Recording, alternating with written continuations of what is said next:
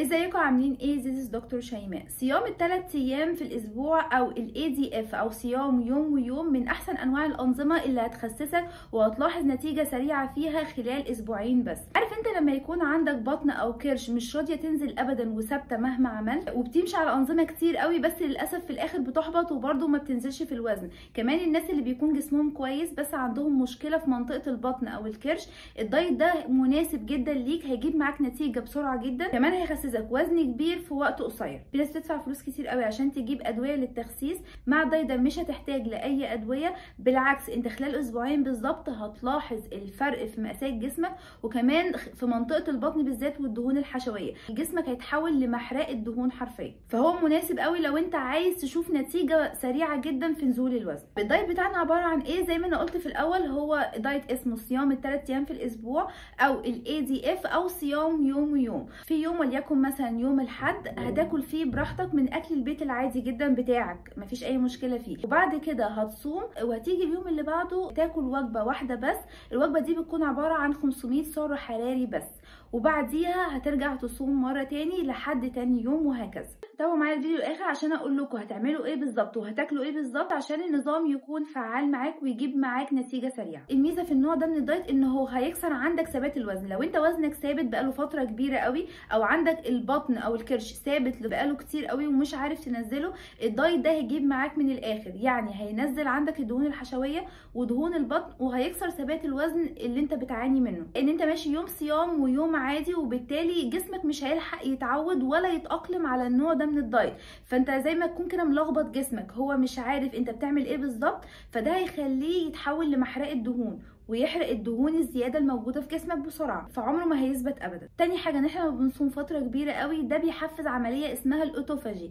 الاوتوفاجي دي اللي هي جسمك بيبدا ياكل في الخلايا المريضه اللي مش كويسه الموجوده في جسمك، وبالتالي هيحميك ده من امراض كتير قوي. تالت حاجه ان هو هيقلل الالتهابات الموجوده في جسمك نتيجه النشويات والسكريات الكتير قوي اللي انت بتاكلها. احنا عارفين ان النشويات الكتير والسكريات الكتير بتزود هبات الجسم كلها بصفه عامه، فانت لما تمشي على النوع ده من الدايت وتبدا ان انت تصوم لفتره كبيره، ده هيقلل عندك التهابات الجسم، فتبدا صحتك تتحسن. فلو انت بتعاني من امراض مزمنه زي التهابات المفاصل، اي نوع التهابات في جسمك، هيبدا ده يقل. الحاجه الرابعه طبعا ان هو هيزود حرق الدهون في جسمك ويحول جسمك لمحرقه دهون، لان انت جسمك في الوقت ده مش داخله اي اكل من بره، وبالتالي ده بيحفز الدهون الموجوده في جسمك الزياده تبدا تتكسر عشان الجسم يستخدمها كمصدر للطاقه، فيبدا ان هو يحرق في نفسه. الجسم عمال يحرق في نفسه ويحرق في الدهون الموجوده فيه، وبالتالي هتبدا تلاحظ اختلاف كبير قوي في المقاسات بتاعتك خلال اسبوعين بالكتير. نيجي بقى للدايت بتاعنا، هنعمل ايه بالظبط عشان الدايت ده يجيب معانا نتيجه؟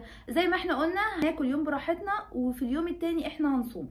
اليوم اللي احنا هناكل فيه براحتنا هناخد من وجبتين ل3 وجبات، مفيش اي مشكله عندي، وهناكل من اكل البيت عادي جدا. اهم حاجه بالنسبه لي ان الوقت اللي انت بتاكل فيه يكون خلال 12 ساعه بس، يعني انت بتاكل ال3 وجبات بتوعك او الوجبتين بتوعك بس خلال 12 ساعه بس، ما تزودش عن كده. طبعا بيكون من اكل البيت العادي جدا، يعني مش بنروح بقى ناكل شيبسي او نشرب بيبسي او ناكل حلويات، لا احنا بناكل من اكل البيت العادي جدا بتاعنا. وليكن مثلا احنا النهارده الحد هنبتدي مثلا من 10 الصبح لحد 10 بالليل، هو ده الوقت اللي انت هتاكل فيه ال3 وجبات بتوعك.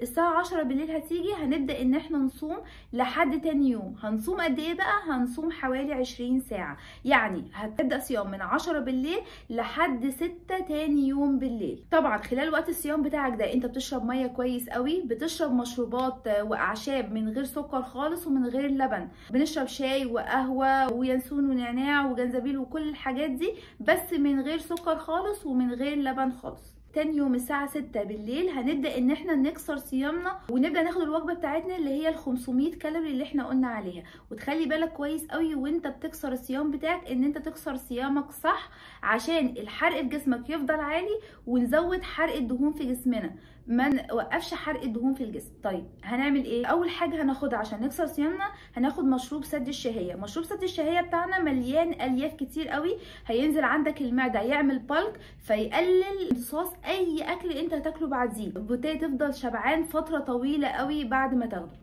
تاني حاجه ان احنا نبدا اكلنا بالبروتين بتاعنا. بعد كده هناخد السلطه بتاعتنا، وهقول لكم دلوقتي على الامثله طبعا بتاع كل حاجه، بس الاول هقول لكم على ترتيب الوجبه. ناخد الاول مشروب سد شاي، هناخد البروتين، بعد كده هناخد الخضار بتاعنا ايا كان، كوسه، ملوخيه، باميه، الخضار الموجود، وبعد كده اخر حاجه هناخدها هي النشويات بتاعتنا. البروتين بتاعنا اللي احنا هناكله ده في اليوم اللي هو 500 كالوري بس. هناخد بروتين زي سمكه واحده مشويه وسط، او هناخد من بيضتين ل3 بيضات، او صدر دجاجه مشوي. طبعا طبق السلطه بتاعنا بيكون فيه كل انواع السلطه، وخصوصا الخضروات الورقيه زي الجرجير والبقدونس والكابوتشا، الخس والخيار. كل الخضروات الورقيه مهمه جدا ليك، لازم تحطها في السلطه بتاعتك. اخر حاجه هناخدها هي النشويات، والنشويات بتاعتنا يا اما نص رغيف بلدي يكون وسط، او يكون رغيف بلدي صغير، او هتاخد 6 معالق رز، او 8 معالق مكرونه، او 2 بطاطس وسط يكونوا مسلوقين. حابب مثلا تضيف البطاطس على شوربه خضار مثلا او كده، في الحاله دي لو انت هتضيف ال2 بطاطس المسلوقين اللي هما الوسط دول في الشوربه بتاعتك، يبقى في الحاله دي مش هناخد لا رز ولا عيش ولا مكرونه، احنا بناخد حاجه واحده بس، مصدر واحد بس من النشويات. طيب بعد الاكل بتاعنا ممكن ناخد نص كوبايه لبن نص دسم، مفيش اي مشكله، مع الشاي او القهوه زي ما انت تحب بالظبط. ومعاك في الوجبه دي من معلقه لمعلقتين زبده بلدي او زيت زيتون يكونوا كبار. الوجبه بتاعتنا بناخدها خلال ساعتين بالظبط، وبعد كده بنرجع نصوم مره تاني بعد ما بنخلص الوجبه ال 500 كالوري بتاعتنا.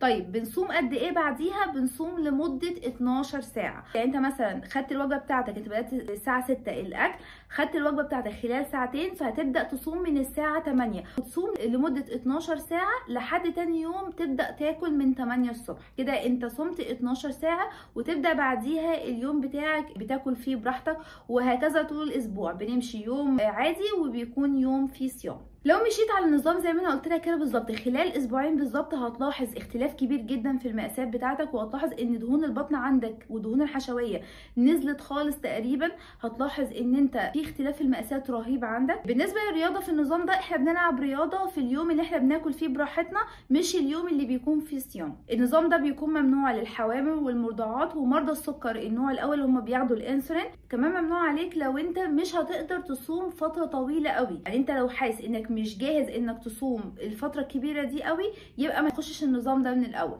النظام حلو جدا ومناسب جدا لو انت عايز تخس وزن كبير قوي في وقت قصير، بس لو انت مش مستعد ليه ومش هتقدر تصوم الفتره الطويله دي، يبقى ما تدخلوش من الاول. ودلوقتي زي كل فيديو، انزلوا في الكومنتس تحت في الفيديو ده اكتبوا لي وزنكم دلوقتي قد ايه، وبعد اسبوعين بالظبط تعالوا قولوا لي بعد تطبيق النظام ده مقاساتكم اتغيرت قد ايه، دهون البطن عندكم بقت عامله ازاي دلوقتي، مقاساتكم اختلفت بنسبه قد ايه دلوقتي، وهستناكم بعد اسبوعين تقولوا لي وصلتوا لحد فين. لو عجبكم الفيديو ما تنسوش تعملوا اشتراك في القناه، وما تنسوش تعملوا لايك وشير للفيديو، واي سؤال اكتبوا لي في الكومنتس تحت.